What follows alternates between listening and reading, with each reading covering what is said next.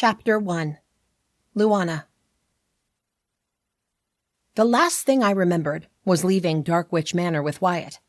The next thing I knew, I was being half-dragged down a long, cold corridor.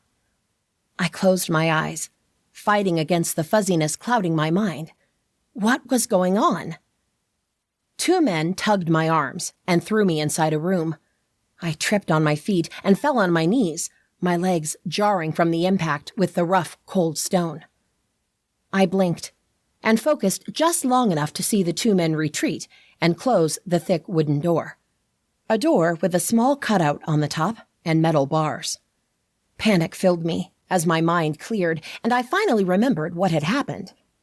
As Wyatt and I were skirting the mountain and avoiding Dark Witch Manor and Bone Crown territory, someone attacked us. We had blacked out. And now we were in some kind of damp, cold, medieval dungeon with gray stone walls and almost no light. I scooted to the door. "Wyatt?" I called, worried about him. I hadn't seen him since before blacking out. What if they had killed him? What if they had left him behind? "Wyatt, can you hear me?" I didn't shout. Wyatt would be able to hear me whisper, depending on his state. This way, I could avoid our captor's wrath. "Wyatt?" A low growl came from the other side of the door. I took a lungful of air and let it out slowly, trying to shoo the grogginess away. My sight cleared a bit, and when I pulled up, holding onto the door, I didn't feel like I was going to puke. I spied out through the small hole on the door. Cables ran through the low ceiling, and a few naked lamps hung from them, illuminating little of the wide corridor of gray stones lined with doors like the one I was hanging from. Without a doubt, I knew Wyatt was behind the door across the corridor. But what state was he in? "Luana?" he asked, his voice low. "Yes. How are you feeling?" "I'm fine," he mumbled. "A little dizzy and sleepy, but not hurt. At least, I don't think I am." "Do you know where we are?" I asked, hoping he had stayed awake long enough to see the faces of our captors. "Who attacked us and brought us here?" "No," he whispered. "I passed out half a second after you did, I think. I only woke up when I was thrown in here a couple of minutes ago." He grumbled again, probably still too affected by the attack. What had they done to us?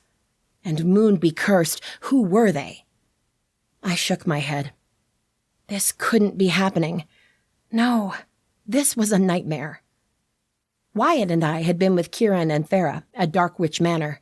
We had helped Keeran defeat Soren, his evil warlock father. The warlock had fled. We had been there when Zell, one of the rebel warlocks, asked Keeran to assume the role of warlock lord and lead the warlocks. Keeran had accepted the title. And it hadn't even been 48 hours since I had found out Keeran was my mate, after an amazing kiss that almost led to more.